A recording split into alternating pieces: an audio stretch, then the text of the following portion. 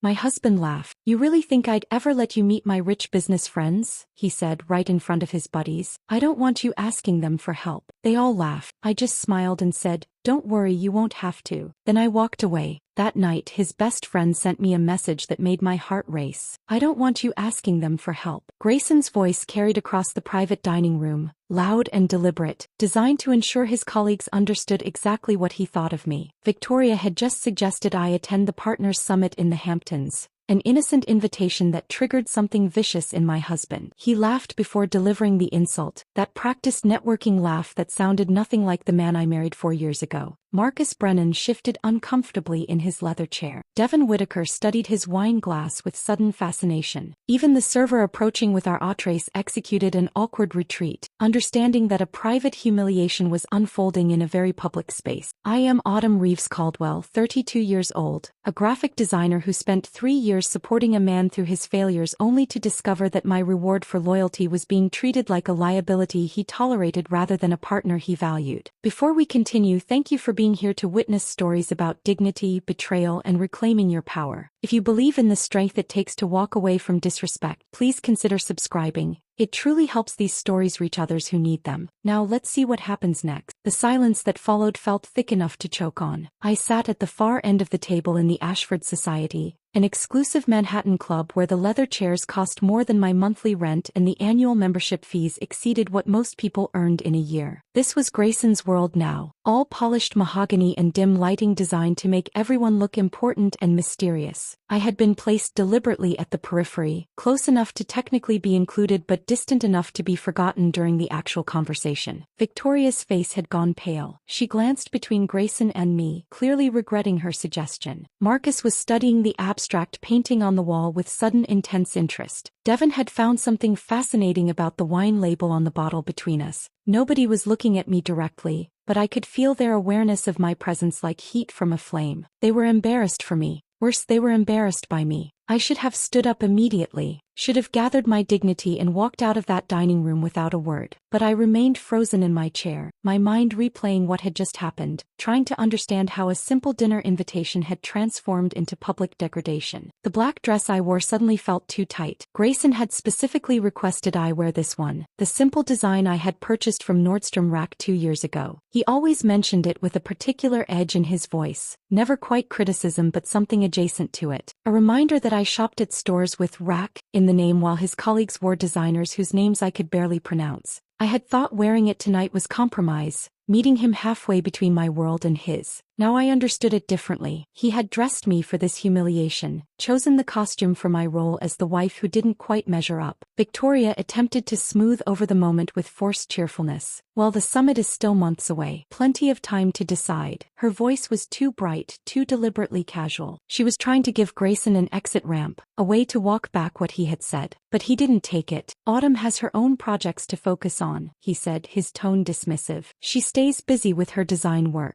The way he emphasized design work made it sound like a hobby rather than a profession, something I did to occupy myself while he built a real career. I found my voice finally, though it came out quieter than I intended. I do branding and marketing strategy for small businesses and nonprofits. I directed the comment toward Victoria, refusing to look at Grayson. Helping organizations communicate their mission effectively. Devon glanced up from his wine. That's interesting, he said, though his tone suggested it was anything but. Very charitable of you. Charitable. As if my work was volunteer service rather than paid consulting. As if helping a women's shelter develop their fundraising materials or creating a visual identity for a community health clinic was somehow less valuable than moving money around investment portfolios. Marcus cleared his throat, clearly desperate to change the subject. He launched into a story about a recent acquisition, something involving a tech startup and a bidding war. Grayson engaged immediately, his entire demeanor transforming. The coldness he had directed at me vanished,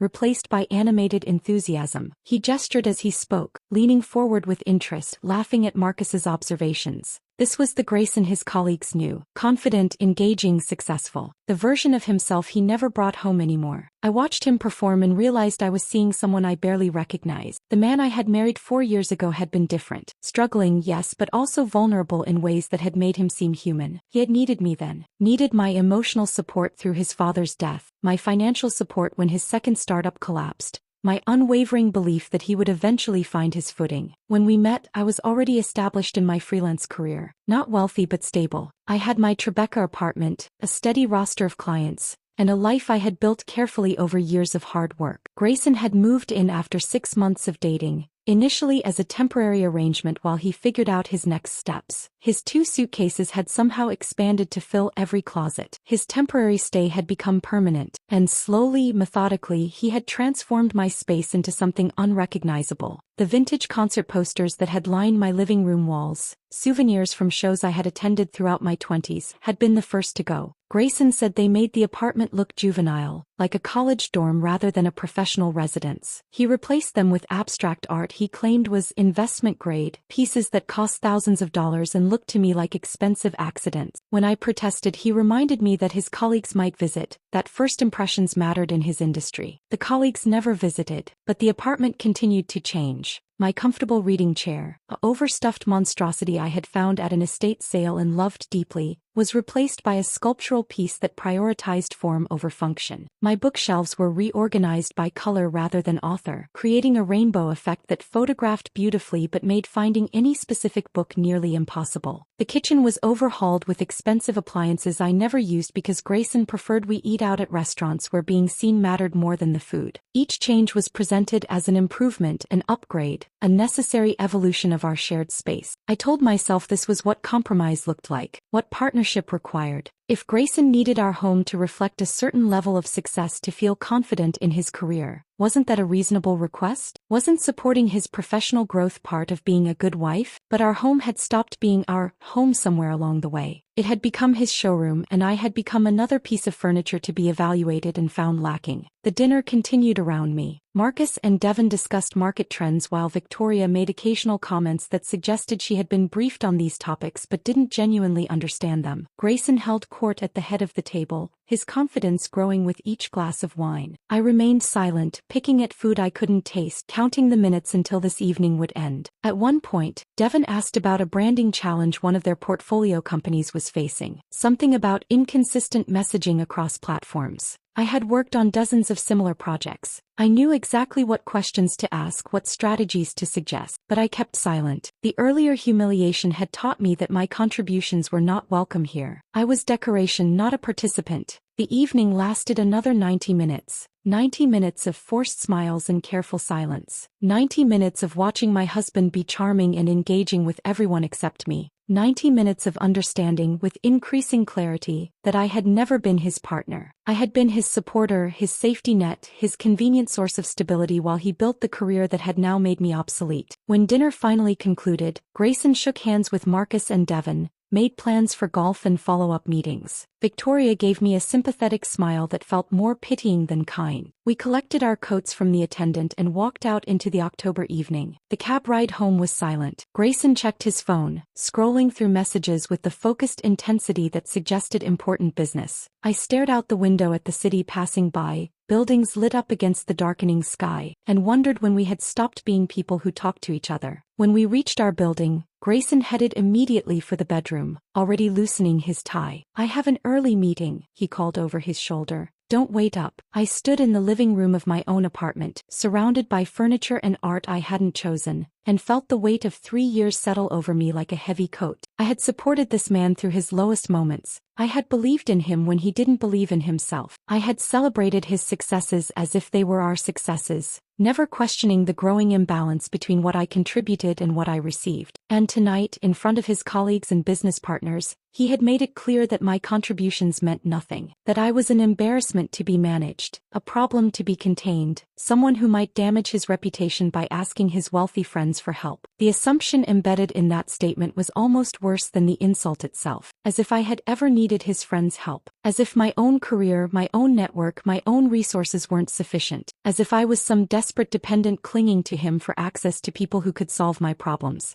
I sank onto the angular sofa that prioritized aesthetics over comfort, another piece Grayson had chosen to replace my beloved Craigslist couch. The apartment was quiet except for the distant sound of traffic. Grayson was already in bed, probably asleep, unburdened by any awareness that he had done something wrong. I pulled out my phone, thinking about calling my sister Jade, but but it was past 11 and she would be asleep. I scrolled through social media instead, seeing the carefully curated versions of other people's lives. Happy couples on vacation. Career achievements celebrated with champagne. Nobody posted about the moments when they realized their marriage had become something hollow and performative. My phone buzzed with a text message. Not from Grayson but from a number I recognized. Connor Matthews, his best friend since college. The message was brief and ominous. "Are you awake? I need to tell you something important. Can I call?" I stared at those words, my heart beginning to race. Connor had always been kind to me, one of the few people in Grayson's life who treated my work with genuine respect. If he was reaching out at this hour, something was wrong, something beyond the dinner humiliation. My fingers trembled slightly as I typed back, "I'm awake. Call me." The phone rang twice before Connor picked up. I could hear background noise, voices and music that suggested he was out somewhere, maybe at a bar or restaurant. He moved to somewhere quieter, the sounds fading until there was just his breathing and the distant hum of city traffic. "Autumn," he said, and the weight in his voice told me everything I needed to know about how serious this conversation was going to be. "I'm so sorry about tonight. Marcus's assistant was there and she texted me what happened." I closed my eyes, feeling a fresh wave of humiliation wash over me. Of course people were already talking about it. Of course the story of Grayson publicly dismissing his wife was already circulating through his professional network like gossip at a high school cafeteria. "I appreciate you reaching out," I said, trying to keep my voice steady. "But Connor, it's almost midnight. What couldn't wait until morning?" He was quiet for a long moment, and in that silence I heard him wrestling with something. A decision maybe. Or a betrayal of loyalty that was costing him more than I understood. "I can't keep quiet anymore," he finally said. "You need to know the truth. About Grayson.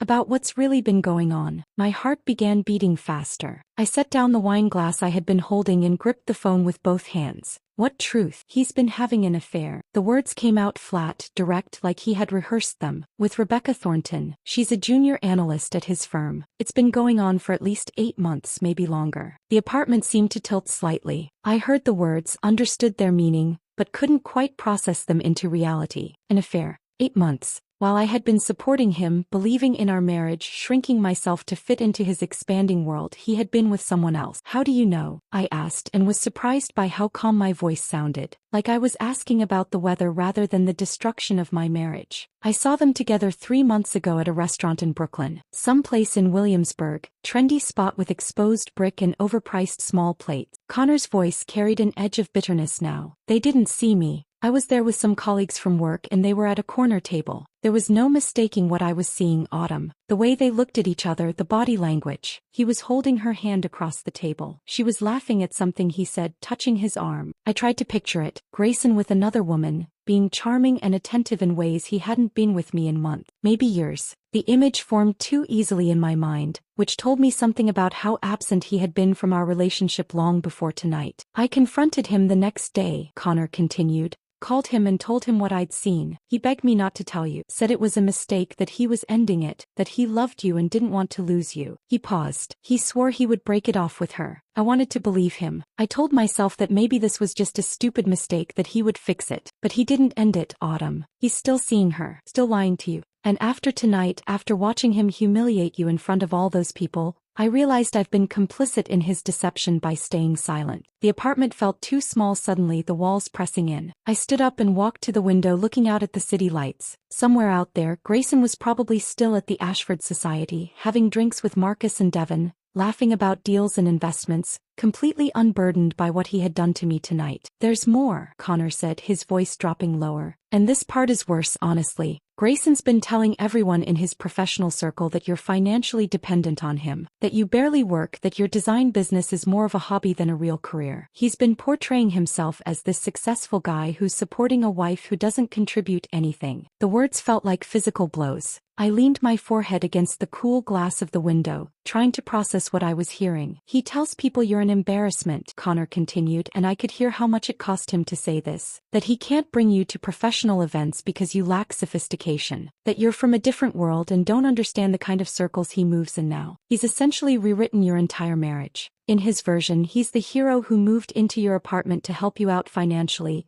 not the struggling entrepreneur you supported through multiple failures. I thought about all the times I had covered rent when his savings ran out, the months I had paid for groceries and utilities while he focused on his startups, the emotional labor of keeping him motivated when rejections piled up, the nights I had stayed awake with him helping him refine pitch decks and business plans, believing we were building something together. He's erased all of that, I said quietly. In his story, none of my support existed. Exactly, Connor confirmed. And tonight, when Victoria suggested you attend the summit, he panicked. Because if you're there meeting his colleagues properly, actually talking to people, they might realize the narrative he's been selling them is complete fiction. They might discover that you're successful in your own right, that you supported him when he had nothing, that the whole dependent wife story is a lie. I understood now why Grayson had been so cruel at dinner. It wasn't spontaneous or alcohol-fueled. It was strategic. He needed to reinforce the narrative, to remind his colleagues that I was someone to be pitied rather than respected, someone who needed to be kept at a distance. Why didn't you tell me sooner? I asked, and there was no accusation in my voice, just genuine curiosity. Connor sighed deeply. Because he's been my best friend since college. We've been through everything together. I kept thinking he would do the right thing, that he would end the affair and fix things with you. I didn't want to be the person who destroyed his marriage if there was a chance he could fix it himself. He paused. But tonight showed me he's not going to fix anything. He's going to keep treating you like this, keep lying, keep rewriting history to make himself look good. And I couldn't stay silent anymore. You deserve to know the truth. I felt something shift inside me. Not breaking but realigning, like a puzzle piece finally clicking into place. The dinner humiliation hadn't been an isolated incident. It had been part of a larger pattern, a systematic campaign to diminish my worth while Grayson built himself up through lies and betrayal. Thank you for telling me, I said and meant it. I know this wasn't easy. I'm sorry I didn't tell you sooner, Connor said. For what it's worth, everyone who actually knows you knows the truth. The people who matter can see who you really are. Grayson's colleagues only know the version he's shown them. After we hung up, I sat in the darkness of my living room for a long time. The apartment was silent except for the ambient noise of the city filtering through the windows. Grayson still hadn't come home, hadn't called or texted. The fact that he could humiliate me publicly and then simply disappear spoke volumes about how little he valued me. I looked around at the space that had once been mine, the abstract art that cost thousands of dollars but meant nothing to me, the furniture chosen for appearance rather than comfort, the kitchen appliances I never used because Grayson preferred we eat at restaurants where being seen mattered more than the food. Every detail of this apartment reflected his taste, his aspirations, his version of what our life should look like. I had been erased from my own home the same way I had been erased from his narrative about our marriage. Slowly, systematically, until there was almost nothing left of the person I had been before he moved in. But Connor's phone call had done something unexpected. It had given me clarity, not just about the affair or the lies, but about the entire structure of my marriage. I had been operating under the assumption that we were partners, that his success was our success, that supporting him was what love looked like. Now I could see it differently. I hadn't been his partner. I had been his safety net, his convenient source of stability while he built the career that had made me obsolete. And when I was no longer useful, when my presence threatened the false narrative he had constructed about himself, he had discarded me with the same ease he might discard an outdated business plan. My phone buzzed with a text message. Finally, Grayson. But the message wasn't an apology or explanation. It was a simple statement, staying at Marcus's place tonight. Early meeting tomorrow. Don't wait up. I stared at those words, seeing them for what they were. Not consideration for my sleep schedule but avoidance. He didn't want to face me, didn't want to deal with any potential confrontation about what had happened at dinner. He was giving himself time to craft his defense, to prepare his explanations. Or maybe he was with Rebecca. Maybe the early meeting was another lie in a relationship apparently built on lies. I set the phone down and walked to the bedroom. Tomorrow would require energy and clarity. Tomorrow I would need to figure out what came next. But tonight I just needed to process the fact that my marriage, the life I thought I had been building for 3 years, had been revealed as something hollow and false. I climbed into bed still wearing my black dress, too exhausted to change. The sheets smelled like the expensive detergent Grayson insisted on using, another small detail of my life that he had taken control of without me fully noticing. Sleep felt impossible, but eventually exhaustion won over racing thoughts. My last conscious thought was wondering how I had let myself become so small, so invisible, so thoroughly convinced that my worth was measured by someone else's opinion of me. Morning arrived without sleep. I had lain in bed for hours, still wearing the black dress from dinner, staring at the ceiling while my mind replayed every conversation, every excuse, every moment over the past 8 months that suddenly made sense in a different, darker context. The late-night meetings that ran until 2 in the morning. The weekend conference in Miami where he had been unreachable for entire afternoons. The business trip to the Hamptons where he had forgotten to call me for 3 days straight. All of it had been Rebecca. Around 4 in the morning, something inside me shifted. The shock and grief that had paralyzed me began transforming into something sharper, more focused. I wasn't just hurt anymore. I was angry. And beneath the anger was something even more powerful: determination. If Grayson had been methodically building a double life, creating an alternate version of our marriage to justify his betrayal, then I needed to know everything. I needed evidence, documentation, proof that would make it impossible for him to rewrite this story the way he had rewritten everything else about us. I sat up in bed and reached for my phone. It was 4:17 in the morning, too early to call anyone, but I opened my notes app and started making a list. What did I actually know? What could I prove? What questions needed answers? By the time dawn light started filtering through the bedroom windows, I had filled 3 pages with observations and questions. Grayson's behavior over the past year, examined through this new lens of betrayal, formed patterns I had been too trusting to see before. The way he had started working out more frequently, suddenly concerned with his appearance in ways he had never been during our early years together. The new cologne that appeared in our bathroom without explanation. The expensive haircuts at a barber in Soho that cost more than I spent on groceries in a week. He had been performing for someone, just not for me. At 7 in the morning I called my sister Jade. She answered on the 3rd ring, her voice thick with sleep. "Autumn, what's wrong?" "Everything," I said, and my voice cracked slightly on that single word. "Can you come over? I need help." Jade arrived at my apartment 50 minutes later, her partner Simone close behind. Jade was 3 years older than me, a family law attorney with a practice in Brooklyn. She had always been protective, sometimes overbearing, but right now her fierce competence felt exactly like what I needed. Simone worked in digital forensics for a corporate security firm, helping companies investigate internal fraud and data breaches. I let them in and immediately started talking, the words tumbling out faster than I could organize them. The dinner at the Ashford Society, Grayson's public humiliation, Connor's phone call revealing the affair with Rebecca, the lies Grayson had been telling about me, painting me as financially dependent and unsophisticated. Jade's expression grew harder with each detail I shared. She had never particularly liked Grayson, though she had been diplomatic enough not to say so directly. Once, about a year ago, she had mentioned that he had a way of making me feel grateful for basic respect, a comment I had dismissed as overprotective sister instinct. Now I understood she had seen something I had been too close to recognize. "We're going to find everything," Jade said when I finally stopped talking. Her voice was quiet but carried absolute certainty. "Every piece of evidence, every lie, every moment he thought he was getting away with something. And then we're going to make sure you're protected." Simone had already opened her laptop on my kitchen counter. "Let's start with the obvious places," she said, her fingers moving across the keyboard with practiced efficiency. "Shared accounts, cloud storage, any devices or platforms where he might have been careless with his digital footprint." I made coffee while they worked, grateful to have something to do with my hands. The normalcy of the action, measuring grounds and pouring water, felt absurdly comforting given that my entire life was falling apart. "Walk me through your digital life," Simone said, accepting the coffee I handed her. "Do you have shared email accounts, cloud storage, any devices you both use?"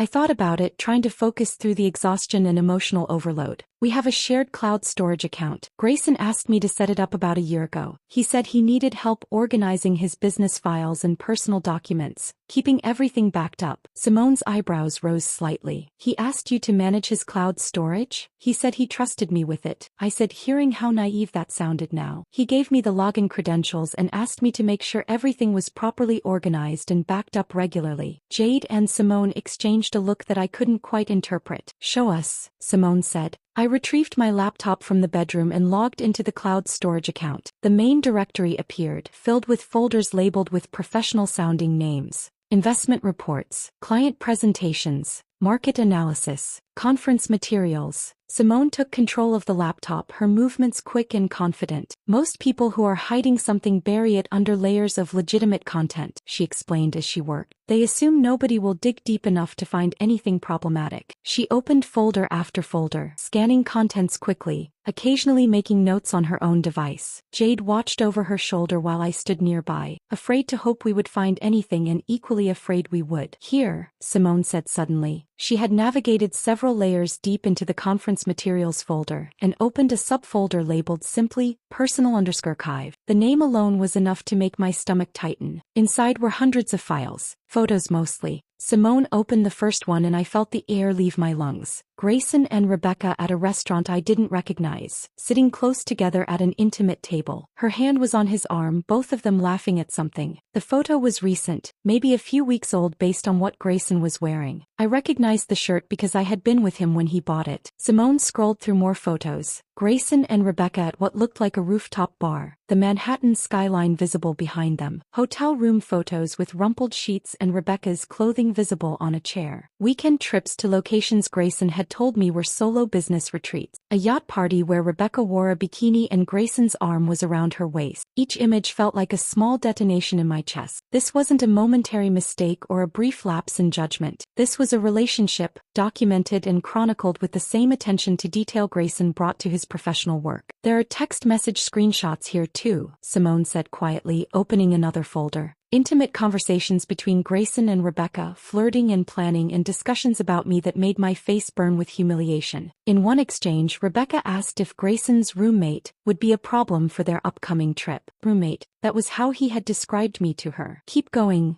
Jade said, her voice hard. She had moved to stand beside me, one hand on my shoulder in silent support. Simone found expense receipts next. Jewelry purchases from stores I had never heard of. Flower deliveries to an address in the West Village that I assumed must be Rebecca's apartment. Hotel stays during trips Grayson had claimed were solo business travel. Everything was meticulously documented and saved, as if Grayson was building his own archive of the affair. Why would he save all of this? I asked, my voice barely above a whisper. Why keep evidence of his own betrayal? Arrogance, Jade said flatly. He didn't think you would ever look. He didn't think you were capable of threatening him. Simone was already downloading everything, copying files to an external drive. We need to back all of this up in multiple locations, she said. Cloud storage of our own physical drives. Everything. This is your evidence, Autumn. This proves the affair, proves the timeline, proves everything Connor told you. While Simone worked, Jade had pulled out her own laptop and was accessing different systems. I'm looking at property records and lease agreements, she explained. I want to understand the legal situation with your apartment. I watched her work, feeling strangely detached from everything happening around me. Less than 24 hours ago, I had been getting ready for a dinner I hoped would bring me closer to my husband's professional life. Now I was sitting in my kitchen while my sister and her partner systematically documented evidence of his betrayal. Autumn, Jade said, and something in her voice made me focus on her immediately. The apartment is solely in your name. I blinked, trying to process what she was saying. What do you mean? The lease, the deed, all the property records. Everything is in your name only. Grayson moved into your apartment 3 years ago, and despite his subsequent success and all the money he spent renovating the place, he never got added to any legal documents. Legally speaking, he's a guest in your home, an expensive, unfaithful guest who has overstayed his welcome. I stared at her, the implications of that statement slowly sinking in.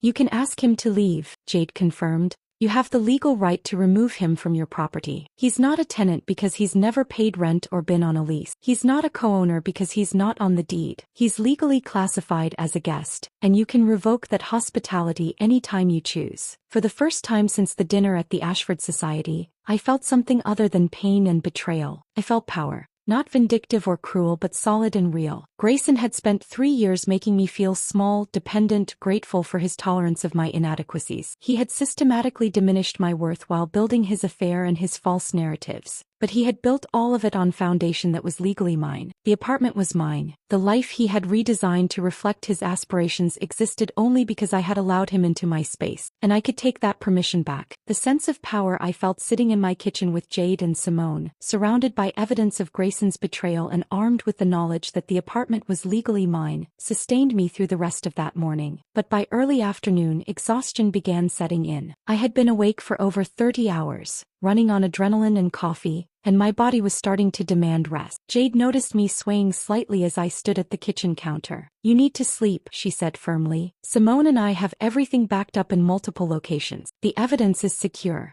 You need to take care of yourself now. I wanted to argue, but she was right. I retreated to the bedroom and managed to fall into a fitful sleep that lasted about 3 hours. When I woke, it was past 2 in the afternoon and my phone was buzzing with an incoming text message. Grayson, finally. I picked up the phone, my heart rate accelerating despite my exhaustion. The message was brief and infuriating. We need to talk. I think you overreacted last night. I read those words 3 times, feeling my anger intensify with each reading. Overreacted. He genuinely believed that walking out after he publicly humiliated me in front of his colleagues was an overreaction. In his version of events, I was the problem. Not his cruelty, not his affair. Not his systematic campaign to diminish me and rewrite our marriage into something unrecognizable. Me. I had overreacted. I walked back to the kitchen where Jade was still working on her laptop. I showed her the message without saying anything. She read it and shook her head with something that looked like disgust. Classic narcissist behavior, she said. He rewrites reality to make himself the victim. In his mind, he's the reasonable one trying to have a mature conversation,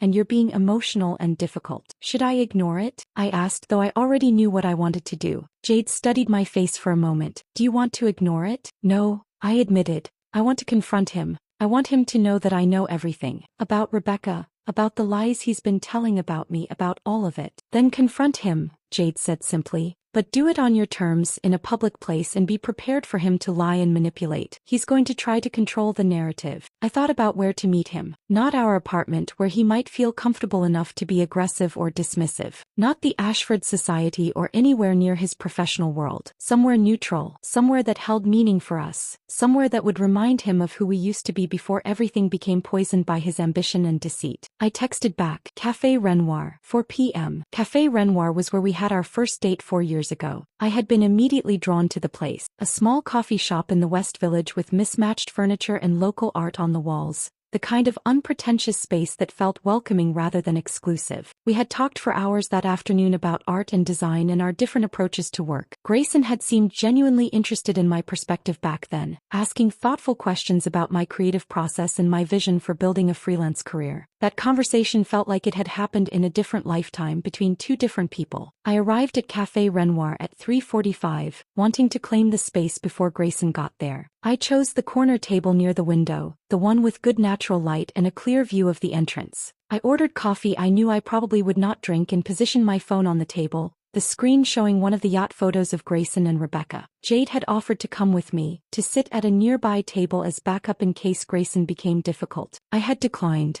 This was something I needed to do alone. I needed Grayson to understand that I was not the helpless, dependent woman he had portrayed to his colleague. I was the woman who held all the evidence of his betrayal and all the legal power to remove him from my life. At 4:23, Grayson finally walked through the door. The lateness was deliberate, I recognized immediately. A power play designed to establish dominance, to make me wait and wonder if he would show up at all. He scanned the cafe until he spotted me, then approached with the kind of practiced confidence I had watched him develop over the past year. Everything about his body language suggested he believed he was in control of this situation. He wore the navy suit, the one I had helped him select for his first major investor pitch 3 years ago. I had gone with him to 3 different stores, offering opinions on fit and color, celebrating with him when he finally landed the meeting that suit was meant for. Seeing him where it now felt like psychological warfare, a reminder of how I had supported his success while he was busy rewriting history to erase my contributions. He slid into the chair across from me, his expression mixing irritation with condescension. There was no apology in his eyes. No acknowledgement that he might have done something wrong. He looked at me the way someone might look at a difficult client who needed to be managed. Look, he started, his tone patronizing in a way that made my jaw tighten. About last night, I had too much to drink and everyone knows I say stupid things when I'm drinking. Nobody took it seriously, Autumn. You're making this into something bigger than it needs to be. I watched him deliver these lines with practiced ease, each word carefully chosen to minimize what he had done and shift responsibility onto me for caring about it. He genuinely believed this explanation would satisfy me, that I would nod and accept his version of events and we would move on as if nothing significant had happened. I let him finish his prepared speech.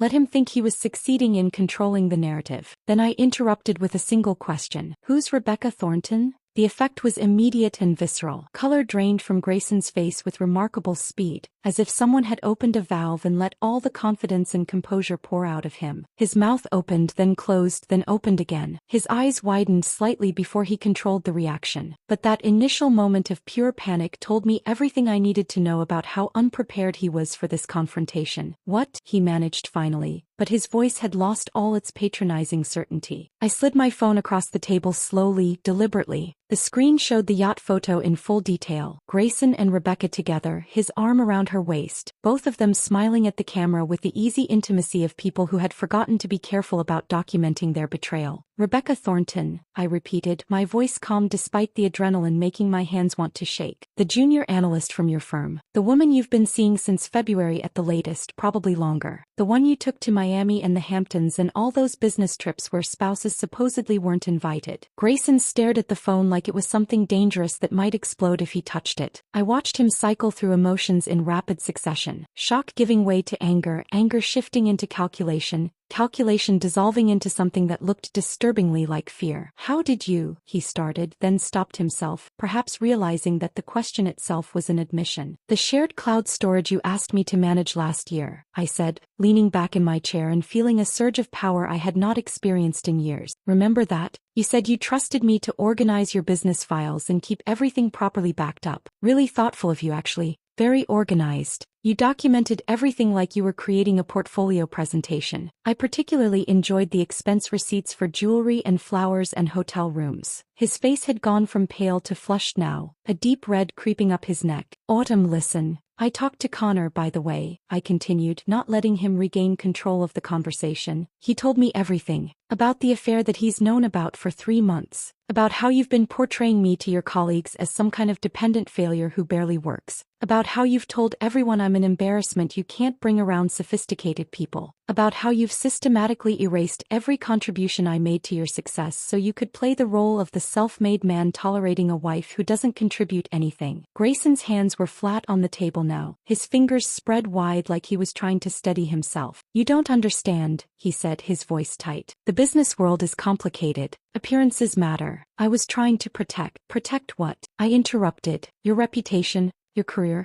because you certainly weren't trying to protect me or our marriage or anything resembling the truth." He opened his mouth to respond, then seemed to think better of it. I could see him recalibrating, trying to find an angle that would give him leverage in this conversation. But for once he had nothing. No charm, no manipulation, no carefully constructed narrative that would make this my fault instead of his. The cafe continued its normal operations around us. The barista called out drink orders. Other patrons worked on laptops or read books. Nobody paid attention to the quiet dissolution of a marriage happening in the corner by the window. Grayson sat across from me in Café Renoir, his hands still flat on the table, his face cycling through shades of red and pale as he tried to formulate a response that would salvage this situation. I could see his mind working, searching for the angle that would give him leverage, the explanation that would make me doubt what I knew to be true. "Autumn, listen to me," he finally said, his voice taking on a tone I recognized from his business negotiations. Reasonable, measured, designed to make the other person feel like they were being irrational. "We can work through this. Every marriage has rough patches. People make mistakes. We can go to counseling, figure out where things went wrong, rebuild what we had." He reached across the table toward my hand,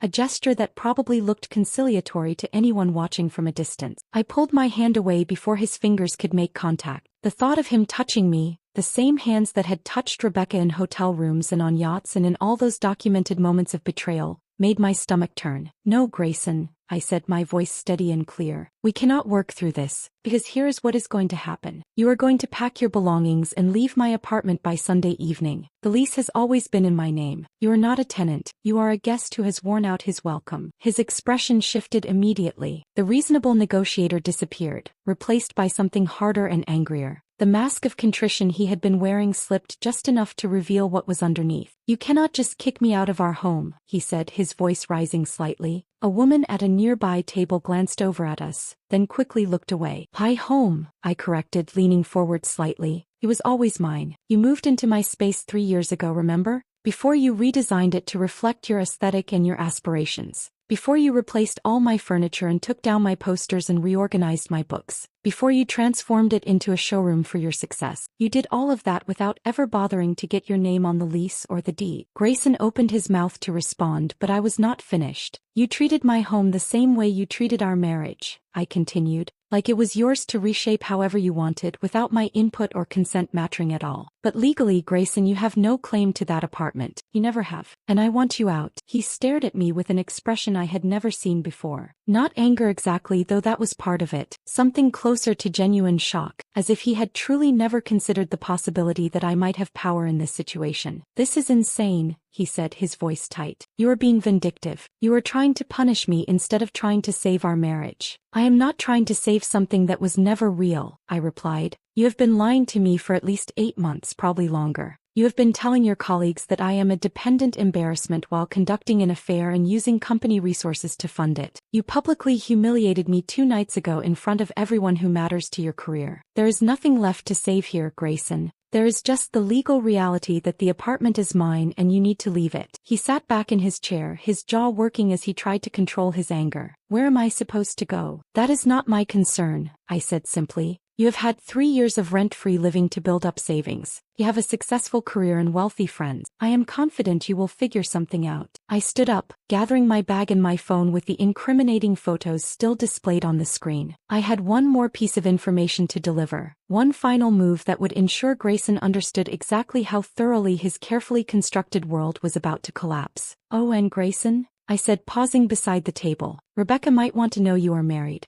I hear transparency is important in professional relationships. The color drained from his face for the 3rd time in our conversation. He stared up at me, finally processing that I was not just talking about evicting him from the apartment. I was talking about exposing the lies he had told Rebecca, the false narrative he had constructed where I was his assistant or roommate or whatever convenient fiction he had invented to justify his affair. You would not, he said, but his voice lacked conviction. I have not decided yet, I said honestly. But you should probably prepare for the possibility. I walked out of Café Renoir while Grayson remained frozen at the table, finally understanding that he had no control over this situation anymore. The bell above the door chimed as I left, a small sound that felt absurdly triumphant given the circumstances. The October air outside was cool and clean after the stale atmosphere of the cafe. I walked slowly toward the subway, processing what had just happened. I had confronted my husband with evidence of his betrayal. I had claimed my power in a situation where he had spent years making me feel powerless. I had drawn a clear line and given him a deadline to leave my home. And surprisingly, I did not feel sad. I felt lighter, as if I had been carrying weight I had not fully recognized until I set it down. My phone rang as I reached the subway entrance. Connor,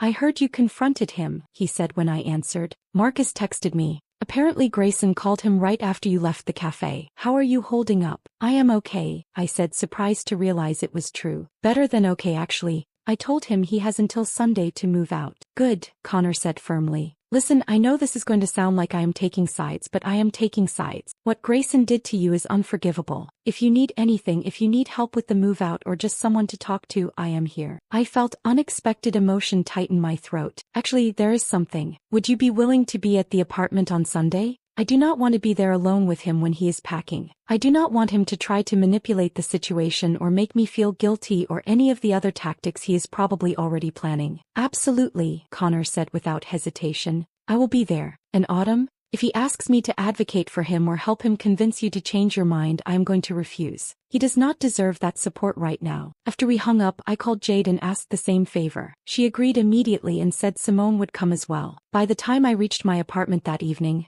I had assembled a small team of people who would ensure that Grayson's departure was documented, legal, and free from the kind of emotional manipulation he excelled at. The apartment felt different when I walked in, still full of his furniture and his art and his expensive kitchen appliances, but somehow less oppressive. These were just objects now, things that would be removed soon. They no longer represented my erasure because I had already begun the process of reclaiming my space. I opened my laptop and sent a brief email to my landlord, informing him that my husband would be moving out by Sunday evening and asking if there were any procedures I needed to follow. His response came within an hour, confirming what Jade had already told me. Since Grayson had never been on the lease, I had the right to ask him to leave with reasonable notice, which I had provided. The next 3 days passed in a strange limbo. Grayson did not come back to the apartment Wednesday night or Thursday night. I assumed he was staying with Marcus or possibly with Rebecca, though I tried not to think too much about that. He sent a few text messages that ranged from angry accusations to pleading requests for more time to cold logistical questions about which furniture he could take. I responded only to the logistical questions, keeping my answers brief and clear. He could take anything he had purchased. He could not take anything that had been mine before he moved in. Shared items would stay with the apartment. It was not a negotiation. Sunday afternoon arrived with surprising speed. I left the apartment at noon and walked to a coffee shop several blocks away, not wanting to be present for the actual packing process. Connor, Jade, and Simone would handle supervision. They would document everything, ensure nothing was taken that should not be, and most importantly, prevent Grayson from trying to engage me in some last-minute emotional appeal. Connor sent me updates throughout the afternoon, brief messages that kept me informed without requiring responses. He arrived with Marcus, packing clothes now, trying to claim some books from your shelf. Jade reminded him those were yours before he moved in. Arguing about the furniture he bought. Simone pointed out he is fortunate you are not asking for compensation for 3 years of free housing. Found him attempting to access files on the shared laptop. Already backed up everything, so no damage done. At 6:15 in the evening my phone buzzed with the final message. He is gone. Left a note on the kitchen counter. We stayed until he was completely out. The apartment is yours again. I sat in the coffee shop for another few minutes, letting that information settle. For the first time in 3 years, my apartment was truly mine again. No more walking on eggshells around someone who treated my presence as an inconvenience. No more shrinking myself to fit into someone else's vision of what our life should be. No more pretending that systematic disrespect was just personality quirks I needed to accept. I paid for my coffee and walked home slowly, savoring the cool October evening. When I unlocked the door and stepped inside, the change was immediately visible. Empty spaces where his furniture had been, bare walls where his abstract art had hung. The apartment looked oddly sparse now, half empty in ways that emphasized how much of my original space he had replaced. But it felt clean, purged, like I had removed an infection I had not fully recognized until it was gone. On the kitchen counter, exactly where Connor said it would be, I found Grayson's note, a single piece of paper torn from a notebook. His handwriting rushed and angry in a way that contradicted the carefully composed message. I hope you find whatever it is you're looking for. I read those words twice, feeling a mixture of anger and something close to pity. Even in his final communication he had to frame this as my failure rather than his. As if I were the one searching for something elusive, as if I had somehow lost my way, as if reclaiming my own apartment and my own dignity was evidence of confusion rather than clarity. I crumpled the note and walked to the kitchen trash can. The act of throwing it away felt more satisfying than it probably should have, a small symbolic gesture that marked the end of his presence in my space. The paper landed on top of yesterday's coffee grounds and takeout containers, exactly where it belonged. I turned slowly, taking in the apartment with fresh eyes. Empty spaces marked where his oversized leather sectional had dominated the living room. Pale rectangles on the walls showed where his abstract art had hung. The kitchen looked sparse without his expensive espresso machine and designer knife block. Even the air felt different, lighter somehow, as if the physical removal of his belongings had also removed some invisible weight that had been pressing down on everything. What remained was a strange hybrid space. My vintage rug that he had tolerated but never liked. His minimalist coffee table that I had never found comfortable. My bookshelf, now half empty after he had taken the books he claimed to have purchased. His sound system too integrated into the wall to remove easily. It was an uncomfortable coexistence of two different aesthetics, two different visions of what a home should be. But it was mine to resolve, mine to redesign, mine to fill with things that actually brought me comfort rather than just looking impressive to people who never actually visited. I walked to the window and looked out at the city. Sunday evening in Tribeca, lights beginning to come on in apartments across the street, the distant sound of traffic and conversation filtering up from the sidewalk below. This view had been mine for 5 years, long before Grayson entered my life. I had stood at this window countless times, morning coffee in hand, watching the neighborhood wake up. Somewhere along the way I had stopped noticing it, too focused on making Grayson comfortable to remember that this space had meaning to me first. My phone buzzed. A text from my friend Maya, a fellow designer I had known since college. Heard through the grapevine that you kicked Grayson out. Good for you.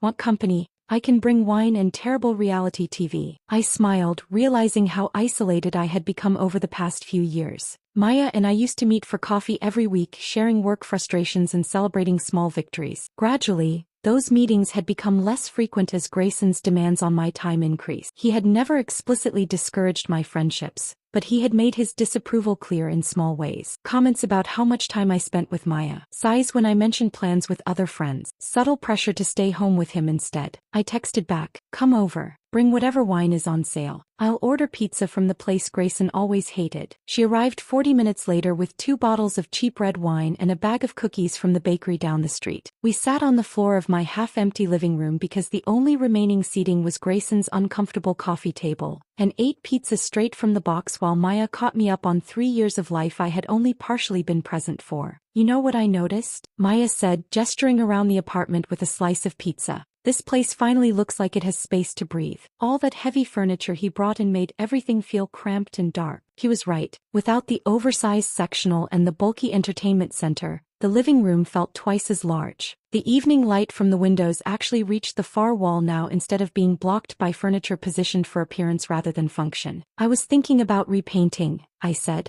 "These walls have been this gray color since he moved in. I used to have them a warm cream color that made everything feel cozy." "Do it," Maya said immediately. "Reclaim this space completely. Make it yours again." That first night alone felt absurdly rebellious in ways that highlighted how constrained my life had become. I put my feet up on the coffee table without worrying about water rings or scratches. I watched a reality dating show that Grayson would have mocked mercilessly. I opened the second bottle of wine even though it was a weeknight, and Grayson's voice in my head tried to remind me that successful people didn't drink cheap wine on Sundays. After Maya left around 11, I did something I had been thinking about since I walked back into the apartment. I went to the hall closet where I had stored boxes of my old belongings. Things Grayson had deemed too juvenile or cluttered for our sophisticated living space. Concert posters from my 20s, carefully rolled and preserved. Photographs of friends and family that he had replaced with abstract art. A quilt my grandmother had made that he said clashed with our aesthetic. I pulled out the box of concert posters and unrolled the first one. A show I had attended 7 years ago. A band I loved that Grayson had never heard of and never cared to learn about. The poster was vibrant and chaotic. All the things his carefully curated abstract art was not. I found a hammer and nails in the kitchen junk drawer and spent the next hour hanging posters throughout the apartment. Above my bed where his black and white photography had been. In the living room where his most expensive abstract piece had dominated. In the hallway where he had insisted on minimalist emptiness. By midnight, my apartment looked less like a showroom and more like a home. Imperfect, eclectic, reflecting actual personality rather than aspirational sophistication. I fell asleep that night in my own bed in my own apartment, surrounded by my own things, and slept better than I had in months. The next morning, Jade came over with coffee and bagels. A gesture of support that felt more valuable than she probably realized. We sat on the floor of my mostly empty living room,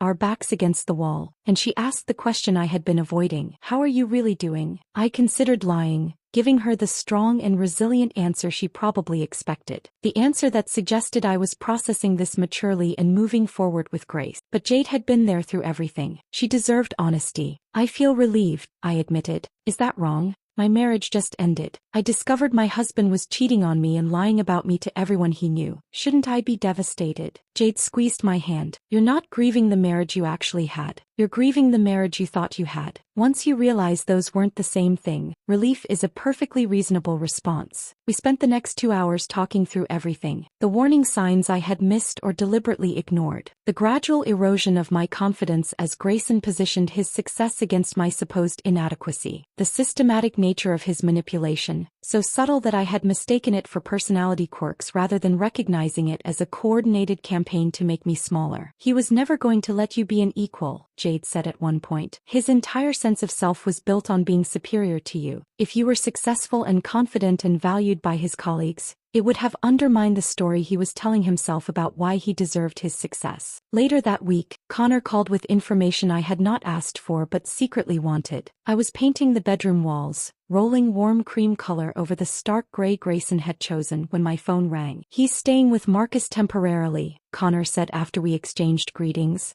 "Called me yesterday asking if I would advocate for him, help him convince you to reconsider the separation." "And what did you tell him?" I asked, though I already knew from Connor's tone. "I told him that wasn't happening, that what he did was unforgivable and he needed to accept the consequences instead of trying to manipulate his way out of them." Connor paused. "You should know he's spinning the story to everyone who will listen. Telling people you kicked him out over a misunderstanding, that you overreacted to a joke at dinner, that you're being unreasonable and vindictive. I laughed, surprising both of us. Let him spin whatever story he wants. I have 400 pieces of evidence that tell the truth. And honestly, Connor, I don't care what his colleagues think of me anymore. I'm never going to see them again. Their opinions stopped mattering the moment I walked out of the Ashford Society. Connor sounded relieved. Good. You deserve better than spending energy on people who never valued you anyway. He hesitated before continuing. There's something else you should know. The Partners Summit is next week in the Hamptons. Rebecca will be there. And given how these things work, someone is bound to mention you eventually. Mention that Grayson's wife kicked him out. She's going to find out he was married. I set down my paint roller and looked at the half-finished wall. One side cream, one side gray. A visual representation of transformation in progress. What happens after that is not my responsibility, I said quietly. I didn't create this situation. I just stopped protecting him from the consequences of his own choices. The painting project took 3 days to complete. By the time I finished, my apartment had been transformed from Grayson's gray minimalist showcase into something warmer and more welcoming. The walls glowed with the cream color I had originally chosen years ago, and the concert posters added personality that had been missing since he moved in. I was organizing my newly reclaimed bookshelf, finally arranging books by author the way that made sense to me, when Connor called on a Wednesday afternoon. His tone immediately signaled that this was not a routine check-in. You need to hear this, he said, and I could hear barely contained excitement in his voice.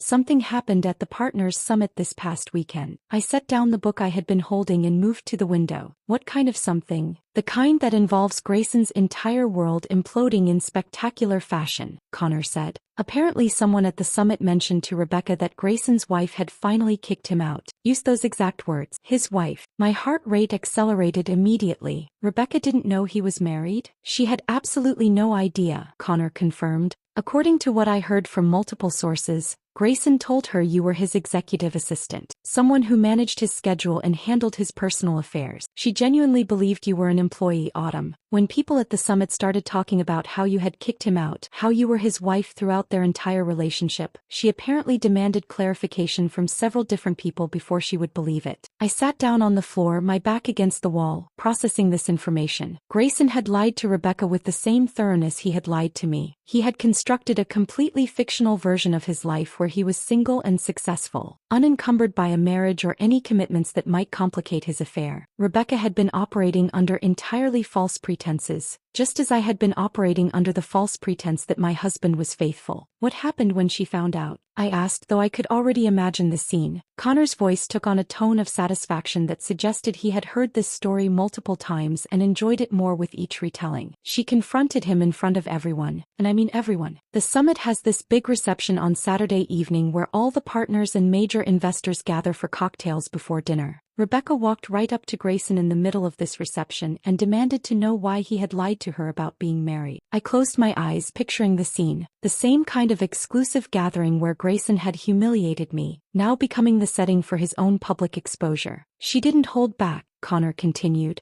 Called him a liar and a fraud, told everyone within hearing distance that he had deliberately deceived her about every aspect of his personal life, said he had been using company resources to fund their relationship. She announced that she was filing a formal complaint with the firm about his professional conduct, and then she walked away while everyone stood there watching. I felt a strange mixture of emotions washing over me. Satisfaction at the poetic justice, certainly. The same crowd that had witnessed my humiliation at the Ashford Society now saw Grayson's public rejection. But I also felt something unexpected. Sympathy for Rebecca. She had been manipulated just as thoroughly as I had been, fed a completely false narrative that allowed Grayson to justify his behavior to himself. Is she okay? I asked. Rebecca, I mean. Connor seemed surprised by the question. I don't know honestly. But that's generous of you to ask, considering. She's not the villain here, I said quietly. She was lied to just like I was. Grayson constructed an entire fictional reality for both of us, keeping us separate so neither of us would discover the truth. She's a victim in this too. That's a remarkably mature perspective, Connor said.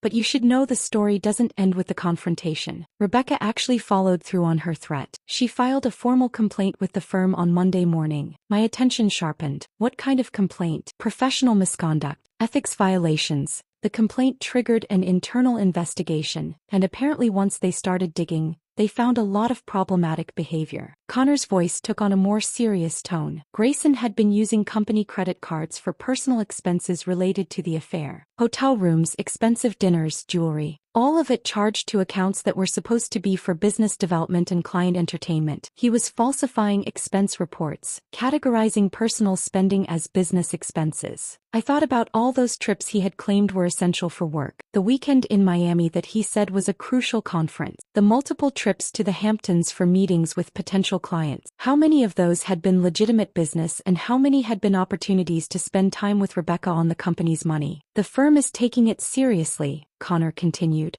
They placed him on administrative leave while they complete the investigation. Marcus is apparently furious, not because of the affair itself but because Grayson exposed the firm to potential legal liability. If clients found out their account fees were funding someone's personal relationship, it could be grounds for breach of fiduciary duty. I stood up and walked to the window looking out at the city. Somewhere out there, Grayson was watching his carefully constructed professional life collapse the same way his marriage had collapsed. The lies that had seemed so sustainable when he was controlling the narrative were unraveling now that other people were examining them. There's more, Connor said. Several of Grayson's clients requested new account handlers once word of the scandal started spreading. Nobody wants to be associated with someone under investigation for ethics violations. And you know how that industry works. Reputation is currency. Once you're marked as unethical or unreliable, people distance themselves to protect their own standing. Over the next week, Connor kept me updated on developments I had not asked about but could not help being curious about. The firm's investigation expanded beyond just the expense report fraud. They discovered that Grayson had been inflating his performance metrics, taking credit for deals that had been collaborative efforts, and generally presenting a version of his professional accomplishments that was only loosely connected to reality. The same pattern that had defined his personal life, apparently, creating false narratives, rewriting history to make himself look better, erasing the contributions of others to elevate his own status. Victoria reached out to me through a carefully worded email that arrived on a Thursday afternoon. She apologized for not speaking up at the dinner, acknowledged that she should have said something when Grayson humiliated me, and mentioned that she and Marcus now understood there had been much more going on than they had realized. The email felt more like covering their own liability than genuine remorse, but I appreciated the gesture nonetheless. I did not respond. There was nothing I wanted to say to Victoria or Marcus or anyone else in Grayson's professional circle. Their opinions of me had been based on lies he told them, and I had no interest in correcting those impressions now. They were welcome to believe whatever they wanted. It no longer affected my life. By the third week after the summit, Connor reported that the firm had made their decision. Grayson was being removed from the partnership. The official statement cited violations of company policy and breach of professional ethics standards. His equity stake would be bought out according to the terms in his partnership agreement, but he was no longer welcome at the firm. His LinkedIn profile is fascinating right now, Connor mentioned during one of our calls. He's trying to spin it as pursuing new opportunities and embracing change. All these posts about growth and learning from challenges, but everyone in the industry knows what actually happened. I pulled up Grayson's LinkedIn profile out of curiosity. There it was, exactly as Connor described. A recent post about exciting new chapters and the importance of resilience in the face of adversity. The comments were sparse and carefully neutral, the kind of responses people leave when they know the real story but do not want to engage publicly with the fiction being presented. I closed the browser and returned to my own work. I had been rebuilding my client relationships over the past few weeks, reaching out to contacts I had neglected while I was focused on supporting Grayson's career. The response had been overwhelmingly positive. People remembered my work, valued my perspective, and were interested in collaborating again. My phone rang that evening, an unknown number which I normally would not have answered, but something made me pick up. "Is this Autumn?" A woman's voice, uncertain and hesitant. "Yes." "Who is this?" "This is Rebecca Thornton." Pause. "I know this is probably the last call you expected. I just wanted to say I'm sorry. I had no idea he was married. If I had known, I never would have pursued a relationship with him." I sat down slowly, surprised by the call and unsure how I felt about it. "You don't owe me an apology," I said finally. "You were lied to just like I was." "I feel like I should have known," Rebecca said, and her voice carried genuine distress. "There were signs I ignored. Times he was unavailable without explanation. The way he never invited me to his apartment. I told myself it was because he valued privacy, but maybe I just didn't want to see what was obvious. We talked for 20 minutes. Not friends exactly, but two people who had been manipulated by the same person and were trying to make sense of how thoroughly they had been deceived. When we hung up, I felt something shift. The situation was no longer about revenge or vindication. It was simply about truth replacing fiction, and everyone involved dealing with the consequences of choices they had made or choices that had been made for them. After my conversation with Rebecca ended, I sat for a long time in the quiet of my apartment, processing the unexpected connection I had just experienced. Two women who had been lied to by the same man, finding common ground in the wreckage of his deceptions. It felt like closure I had not known I needed. The following weeks brought a rhythm I had not experienced in years. Mornings began with coffee at my window, watching the neighborhood wake up without the underlying tension of wondering what mood Grayson would be in or what criticism he might have about my plans for the day. I worked on design projects that excited me, reaching out to nonprofits and small businesses that aligned with my values rather than chasing higher-paying clients to match some arbitrary standard of success. Maya came over one Saturday morning with paint samples and fabric swatches.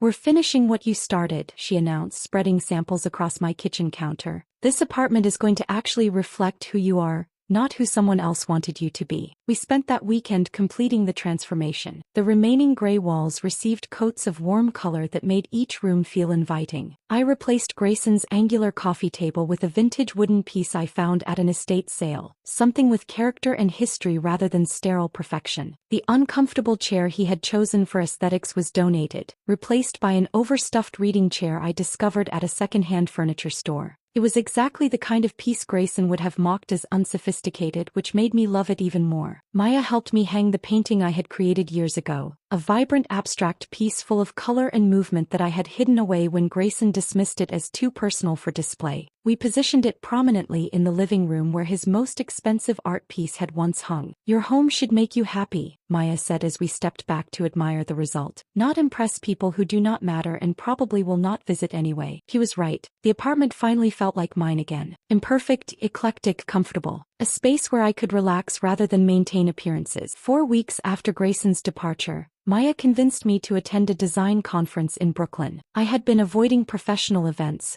worried about encountering people from his network or fielding questions about our separation. But Maya was insistent. "You cannot hide forever," she said. "You have valuable expertise to share, and the design community is not the same as his venture capital world. These are your people." The conference was held at a converted warehouse space in Williamsburg, the kind of venue that prioritized function and creativity over exclusivity. I presented on a panel about branding strategies for nonprofit organizations, discussing how design could communicate mission and values rather than just selling product. The conversation energized me in ways I had forgotten were possible, reminding me why I had chosen this career in the first place. After the panel, a man approached me as I was gathering my materials. He was perhaps a few years older than me, with an easy smile and professional but unpretentious appearance. "Your perspective on purpose-driven design was refreshing," he said, extending his hand. "Julian Prasad. I'm an architect, mostly working on community projects and affordable housing. Too many people in this industry think success is only measured in profit margins or awards from fancy magazines." We started talking about design philosophy and somehow 3 hours passed without me noticing. The conversation flowed naturally from professional topics to personal interests, books we had read recently, music that had shaped our creative thinking, the inexplicable phenomenon of people who refuse to use turn signals, the half-serious conspiracy theory that pigeons are government surveillance devices. Julian made me laugh in ways I had forgotten were possible. Not performative laughter designed to make someone else feel clever,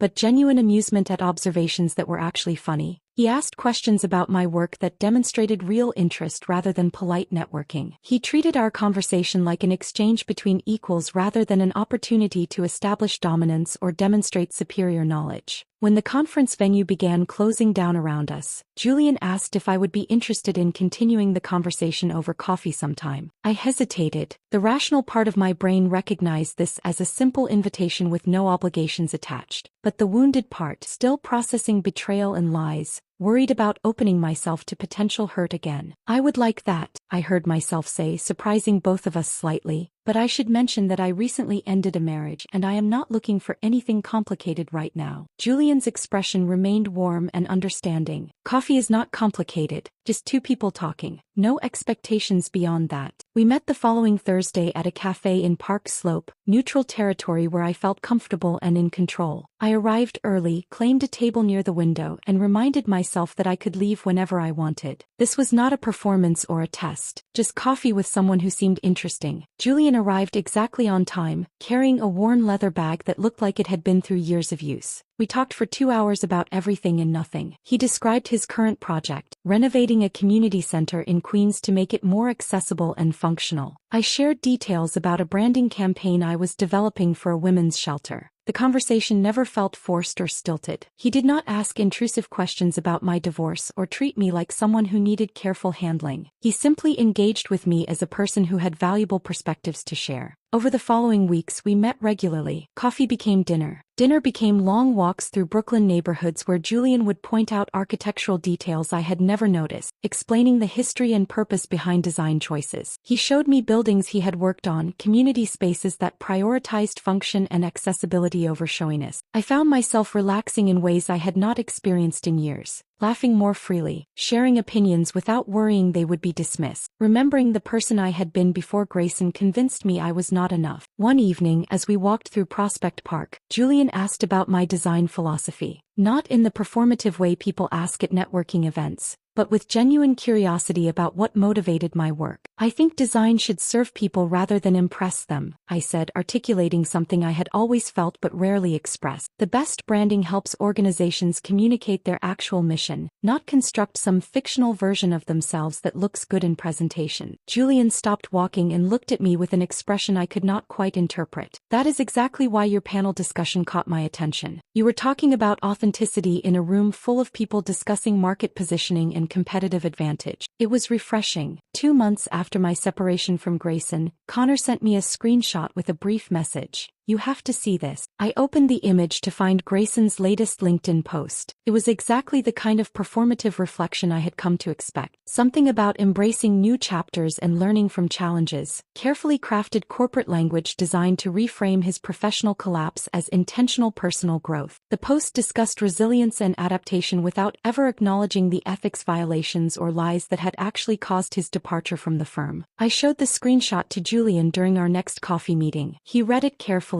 then looked up with barely contained amusement. Translation, he said. I destroyed my marriage and career through arrogance and dishonesty, and now I am attempting to spin the consequences as intentional evolution. I laughed, genuinely and without bitterness. Looking at Grayson's carefully constructed fiction, I realized something had shifted fundamentally inside me. I did not hate him. I did not wish for his continued suffering or hope for additional consequences to rain down on him. I simply did not care. He had become irrelevant to my life, a cautionary example of what happens when you build everything on false foundations. My revenge, if it could even be called that, had never been about destroying him. It had been about removing myself from his toxic narrative and allowing natural consequences to unfold. I had stopped protecting him from his own choices, stopped enabling the lies that made his double life possible. Everything that followed had been the inevitable result of truth replacing fiction. When people asked if I would ever consider reconciling with Grayson, a question that came up surprisingly often in the curious way people have about failed marriages, I would smile and repeat the words I had spoken at the Ashford Society that night that felt like a lifetime ago. Do not worry, you will not have to. Because I had found something better than the life I had lost. Not better in the superficial ways Grayson had valued, the exclusive clubs and impressive job titles and expensive furniture. Better in the ways that actually mattered. Peace in my own space. Self-respect that did not depend on someone else's validation. Genuine connections with people like Maya and Connor and Julian who valued me for who I actually was rather than who they needed me to be. I had learned that being underestimated was not a weakness but a foundation for the most meaningful kind of victory. The quiet kind that does not need public recognition. The kind that comes from looking in the mirror and respecting the person looking back. Standing in my apartment one Sunday morning, coffee in hand, surrounded by my concert posters and comfortable furniture and books organized in a way that made sense to me, I realized I had everything that actually mattered. Not wealth measured in investment portfolios or social status measured in exclusive memberships. Wealth measured in authentic relationships and self-knowledge and the freedom to build a life that reflected my actual values. Grayson could keep his LinkedIn posts and his carefully managed image and whatever new fiction he was constructing about his life. I had something infinitely more valuable. I had the truth and I had myself back. If this story of justice and self-discovery kept you captivated until the very end, show your support by hitting that like button right now. My favorite part was when Autumn calmly slid her phone across the table at Café Renoir, watching Grayson's confidence completely shatter. What was your favorite moment in this journey? Share your thoughts in the comments below. Want more powerful stories about reclaiming your life and finding real strength? Subscribe and turn on that notification bell so you never miss another upload.